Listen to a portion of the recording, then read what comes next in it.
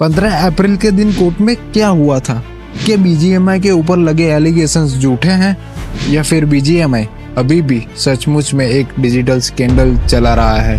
इन सभी क्वेश्चन का आंसर आपको वीडियो में मिलेगा, तो बने रहिए अंत तक। Going to the past like 4 years, 2 सितंबर 2020 इस डेट को इंडियन गवर्नमेंट ने पबजी मोबाइल को बैन कर दिया था, ये कहकर कि टेंसेंट वाले इंडियन यूजर्स का डेटा चुरा रहे हैं और उसे चाइना ट्रांसफर कर रहे हैं। बट हकीकत में इंडियन गवर्नमेंट को एक बहाना चाहिए था पबजी मोबाइल को बैन करने का, और वो मौका उन्हें मिल जाता है जब गवर्नमेंट टिकटॉक को बैन करता है। उसके तुरंत बाद ही पबजी मोबाइल के डेवलपर्स यानी क्राफ्टन, जो कि पहले टेंसेंट नाम की चाइनीज कंपनी के साथ कोलैब में थी, जिसकी वजह से ही इंडियन गवर्नमेंट ने पबजी मोबाइल को बैन किया था, उन्होंने टेंसेंट के साथ पार्टनरशिप तोड़ दी और इंडिया के लिए एक अलग पबजी मोबाइल का वर्जन निकाला, जो कि खाली क्राफ्टन ही हैंडल करता था। उसमें चाइना का कोई इन्वॉल्वमेंट नहीं था, ऐसा क्राफ्टन वालों का कहना था, जिसकी वजह से ही बीजीएमआई इंडिया में लॉन्च हुआ था।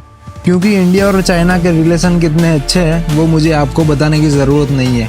यहाँ तक तो सब सही था, क्योंकि क्राफ्टन ने इंडियन गवर्नमेंट को ये ट्रस्ट दिलवा दिया था कि आपके यूजर्स का डेटा हमारे पास ही रहेगा, हम चाइना को किसी भी कंडीशन में आपके यूजर का डेटा ट्रांसफ़र नहीं करेंगे। इसलिए अभी तक तो सब सही चल रहा था, बीजीएमआई इंडियन गेमिंग मार्केट को रूल कर रही थी। बट उनकी इस जर्नी में जल्दी एक बहुत ही भयानक मोड़ आने वाला था। संतोष तोराणे नामक एक युवक जो कि महाराष्ट्र में रहता है, उसने नवंबर 2023 को अकलूज पुलिस स्टेशन और सोलापुर पुलिस स्टेशन में ये रिपोर्ट इश्यू करवाई कि क्राफ्टन और उनके 4 एग्जीक्यूटिव जितेंद्र बंसाल, क्यूनाल सोनी, वुयाल सालोन, वुयाल लिम मिलके टेलीग्राम के थ्रू 2000 RS पर यूजर्स के हिसाब से इंडियन यूजर्स का डेटा बेच रहे हैं, जिसमें क्राफ्टन खुद भी इन्वॉल्व है। इस रिपोर्ट के इश्यू होने के बाद लगभग 6-8 महीनों तक दोनों पुलिस स्टेशन से संतोष को कोई भी जवाब नहीं मिलता है, जिसके चलते संतोष अगस्त 2024 को जुडिशरी को अप्रोच करता है कि आप कुछ एक्शन लो। ये बात जैसे ही श्रीमती GS पाटिल के पास पहुंचती है, जो कि मालसीरा की जुडिशियल मजिस्ट्रेट की फर्स्ट क्लास ऑफिसर है, वो 28 अगस्त 2024 को एक ऑर्डर इश्यू करती है, जिसमें अंडर सेक्शन 156/2 के अंतर्गत अकलूज पुलिस स्टेशन को ये केस सौंप दिया जाता है।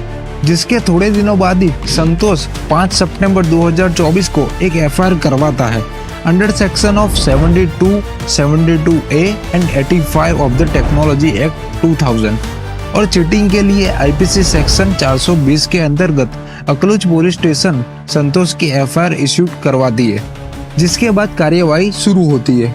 और तकरीबन 6 महीनों के बाद 15 अप्रैल 2025 को कोर्ट में क्राफ्टन की पहली हियरिंग होती है, जिसमें क्राफ्टन को अपने ऊपर लगे उन एलिगेशन को डिफेंड करना होता है जो संतोष ने उन पर लगाए थे। बट उस दिन कोर्ट के अंदर क्या हुआ वो अभी तक बाहर नहीं आया है। क्राफ्टन ने कोर्ट से वक्त मांगा या फिर कोर्ट ने इस केस को रफा दफा कर दिया, नो आइडिया। बट इतना तो पक्का है कि ये मैटर लंबा चलेगा। जब तक क्राफ्टन अपने ऊपर लगे उन एलिगेशंस को झूठा साबित नहीं कर देता, तब तक ये सिलसिला ऐसा ही चलता रहेगा और तब तक ये कह पाना भी मुश्किल होगा कि बीजीएमआई इंडिया में बैन होगी कि नहीं। जब तक दूसरी हियरिंग की डेट या कोई अंदर की न्यूज़ नहीं आती, तब तक तो ये मिस्ट्री अनसॉल्व ही रहेगी। पर आखिर क्यों दोनों में से एक भी पुलिस स्टेशन ने इतने टाइम तक कोई एक्शन नहीं लिया? क्या क्राफ्टन सच में इंडियन गवर्नमेंट से कुछ छुपा रही है या फिर यूजर्स का डेटा सेल करने वाली बात झूठी है?